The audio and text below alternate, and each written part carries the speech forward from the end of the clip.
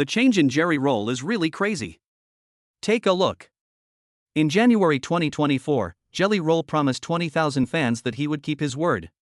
He said in a year he'd be half as big as he was, 563 pounds. A lot of people laughed.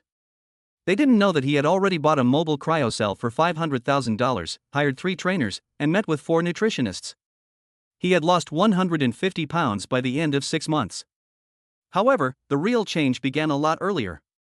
Someone who sold drugs overdosed twice, went to jail for years, and then became the biggest star in country music. James Bradley DeFord was born on December 4, 1984, and is now known as Jelly Roll. He grew up in Antioch, Tennessee, which is not far from Nashville. It was not a nice spot. There was a lot of crime, drugs, and poor people. Things weren't much better at home. Donna, his mom, had serious mental health issues and was hooked on drugs. Bud, his dad, had a meat shop and also worked as a bookie for illegal gaming. That meant he wasn't there very often. The youngest of 4 kids, Jelly Roll, was left in the middle of the mess. His mother called him Jelly Roll because he was fat. No one thought that name would become well known. He liked music even when he was a child. He was only 9 years old when he wrote his first rap. But the streets of Antioch were more appealing. Before he turned 12, he had seen drive-by killings and lost a cousin to gang strife. He didn't go to school very often. He said that as a child, he didn't know anyone who had a normal job. He saw a lot of people who lived off of crime or begging. He knew how much a lot of drugs cost by age 14, but he couldn't do simple math. He was arrested for the first time that same year, when he was 14. He was caught taking pot and cigarettes. Something was beginning to happen. Jail became a second home for the next 10 years. During those years in jail, though, something strange happened. Back in September 2000, Jelly Roll was locked up in cell block D at the Davidson County Juvenile Detention Center.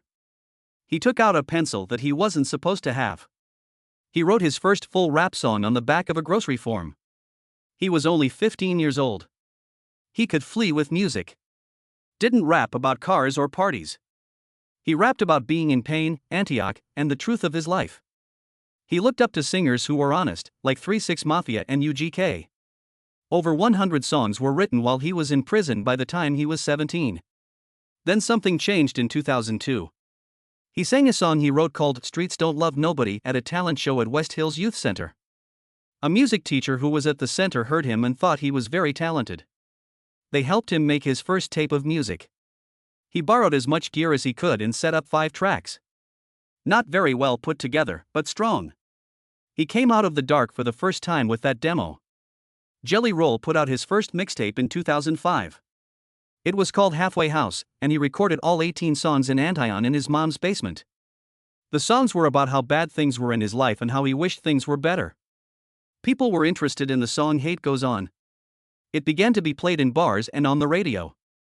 In just a few months, it was played a huge number of times on 101.1, The Beat. Jelly Roll didn't have a lot of money.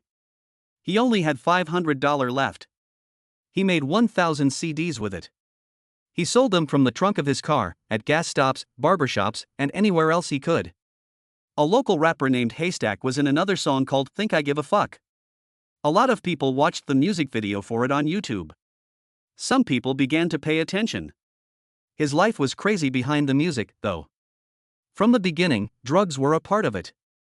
By the time he was 12, he was already cannabis and drinking. When he was 13, he tried drugs. By the time he was 15, he had to sell drugs to stay alive and help his mom.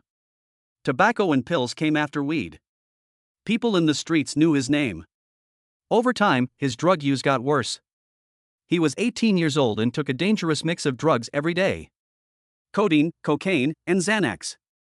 Things almost came to an end in 2006.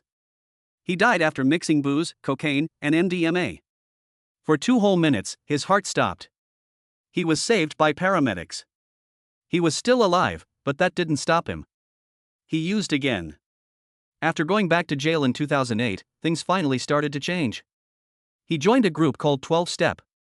He began writing music not just to get famous, but also to stay living. Music became a way to heal. The big break then came. Hip-hop artist Lil White from Memphis found Jelly Roll's 10-minute jam on YouTube in 2009. He reached out. Pop Another Pill is the name of the song they made together. It came out on April 20th, 2009. It did go off, but no one thought it would. A huge number of people watched it online. All of a sudden, Jelly Roll wasn't just a neighborhood band. An rap group called SNO was made up of them, Lil White, and BPZ. SNO stands for Stoners Night Out. Their record Year Round came out in 2011. It was produced by DJ Paul and Juicy J from 3 6 Mafia. The album even made it to the top of the Billboard charts. Jelly Roll didn't slow down, though. He put out 27 different projects, mixtapes, EPs, and albums between 2005 and 2015. He worked all the time. He was always on tour. He put everything on YouTube. Fans liked how honest he was. He even started getting together with other people at Waffle House. A lot of people would drive for hours just to meet him. It became big deal to have these meet and greets. They were more than just events. Fans will never forget those times. Jelly Roll wanted to do more than just make songs. He wished for people to feel seen. He told other people about his problems so they wouldn't feel alone. He once said, "Music saved my life. Now I'm trying to save other people with it." Jelly Roll was getting ready to put out a new record in 2013. He was going to name it Whiskey, Weed, and Waffle House, which was a fun reference to his favorite southern restaurant. But on July 15th, just a few weeks before the movie came out, everything changed. Waffle House told him they would sue him if he used their name and logo, which could have ruined the whole project. Instead, Jelly Roll turned it into a moment by renaming the album Whiskey, Weed, and Women and putting a huge cease and desist stamp on the cover. It was bold, funny, and smart, and people noticed. The album came out on August 6th with 22 tracks that mixed hip-hop, rock, and country music. Songs like Creature and Sunday Morning stood out because they were raw, emotional, and full of grit. It debuted at number 50 on the Billboard R&B hip-hop chart and sold only 1,800 copies in its first week. For a solo artist, that was a big deal, even though it might not seem like much. Fans liked how real it seemed.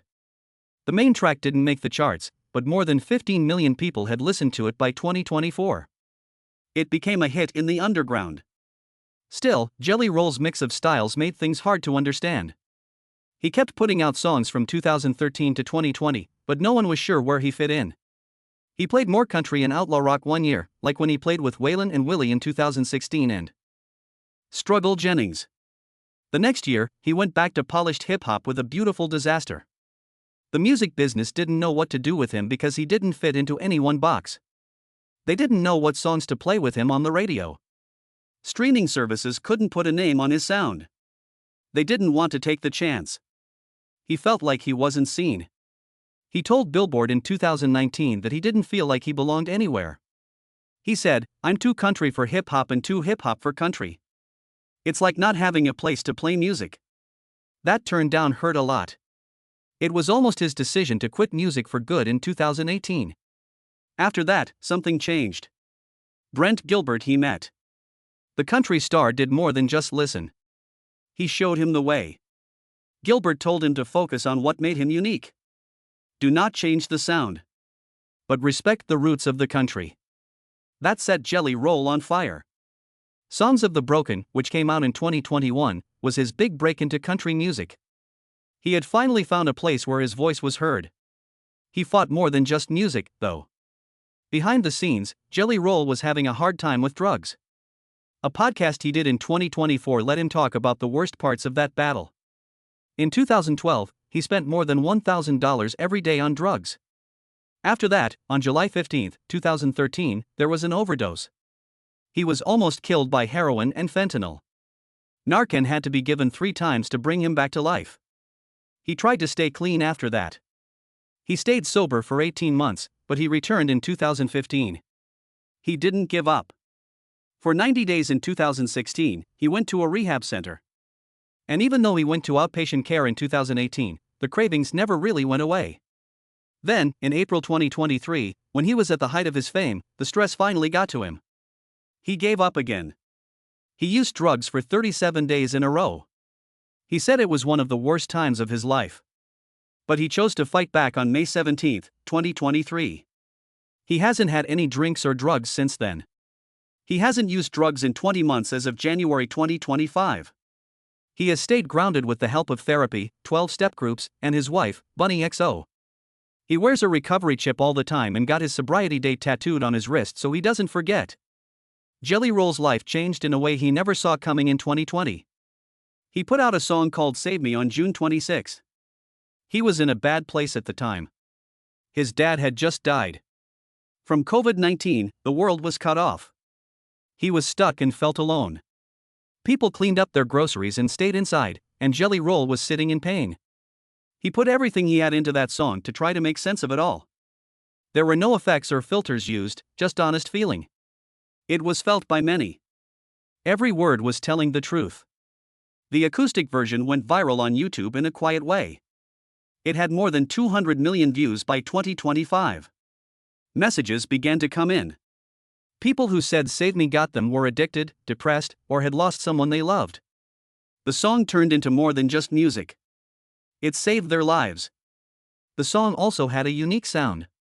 It had a country sound, but Jelly Roll's hip-hop roots were still there. Some rock and some soul. There wasn't a clear genre that it fit into.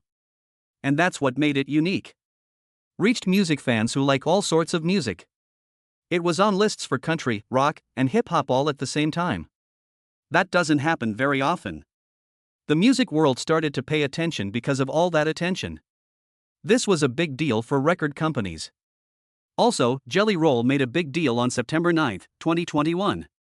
He became a member of the BBR music group Stony Creek Records. He was 36 years old, had tattoos, and was pretty rough. A man who had been to jail and started from the bottom in his job. The label didn't care that he wasn't what country music is usually like. They saw his heart. His skill. They had faith in him. It was a huge deal. It costs $3 million to make 3 CDs over 5 years. It was one of the best deals a new country artist has ever gotten. It was the moment when everything changed for Jelly Roll. Someone finally gave him their full support after years of working hard by himself. On September 17, 2021, just 8 days after that, his first record with the label Ballads of the Broken came out. It was honest and close to home. Each song sounded like a part of his life. He sang about mental health, drug abuse, and trying to get clean. Like his story, the music was a mix of country, hip-hop, and rock. There were 2 songs that stood out. Death Cab for Cutie made it to the top of the rock lists. Fans were moved by how brutally honest Son of a Sinner was. The album made it to number 10 on Billboard's country chart. Over 100 million people streamed it in the first month alone. Not only were people hearing, they were also talking to each other. That wasn't all Jelly Roll did. He told stories about what went on behind the scenes on social media. He talked to people who liked him. He let it out. People felt like they knew him and were on his journey with him. The album also got good reviews. They said it was one of the best new country songs in years. Not just because of the music, but also because it was different. There was a big event for Jelly Roll in 2023. Son of a Sinner, his song, finally made it to number 1 on country radio. It took time to happen. It took almost a year, but it made it to the top of the charts, which meant a lot. The song was more than just sounds. It was his story. To do better, fight, and feel pain were all part of it. It was true. It was felt. That's also why it got to number 31 on the Billboard Hot 100 and sold more than 1 million copies, making it platinum. This moment was important to Jelly Roll. He was told he didn't fit his whole life. He had tattoos and had been in trouble with the law before. It's not really what country radio plays, but he didn't care about what people thought. He still made songs. As he spoke to the crowd, the song finally reached number 1. He asked them to think what it would be like for a guy from this town. Someone who messed up everything they did for the first 25 years of their life. Not only was he happy about a great song. His point was that your past doesn't have to decide what will happen in the future. It's been a wild ride for Jelly Roll in the world of country music. The link he made with Brantley Gilbert was one of the most important ones. They worked together for the first time on a song called Of the Dirty South in June 2022. It mixed the rough rap style of Jelly Roll with the heavy country rock of Brantley. It was loud, rough, and different. People loved it even though they didn't know what to expect. That one song was the start of something bigger. Not only did Jelly Roll and Bradley make music together, they became real friends. Jelly Roll joked that, besides his wife Bunny So, Bradley is the person he talks to the most on the phone. They kept writing songs together and then chose to go on tour. They began the Son of the Dirty South Summer Tour, which was only 5 shows long and ran from Jacksonville, Florida, to Brandon, Mississippi. Fans could feel the energy between them at every stop. They were doing more than just acting. They were having a good time and getting excited from each other. They didn't stop there, though. There was another song with Struggle Jennings that they did together in 2023. It was called Behind Bars. It was on Jelly Roll's album Whitsitt Chapel. That song had a bit of everything on it. It has country, rock, and hip-hop in it. Like them, it was brave and honest. What fans didn't know was that Jelly Roll and Bradley were working on a shared EP, which was something even bigger. Since 2023, they had been writing songs together in silence. Bradley said that they had enough songs ready to go by 2024. It's no longer just country music, so if they put it out there, it could change the way country music is done. There are different sounds, stories, and styles in it. It's what Jelly Roll is all about. He broke the rules, told the truth, and did things his way. In 2023, Jelly Roll had a great year. Something amazing took place on November 8th. At the CMA Awards, he won New Artist of the Year. He was 39 years old, which made him one of the oldest winners of that award ever. He told everyone on stage, success is on the other side of it.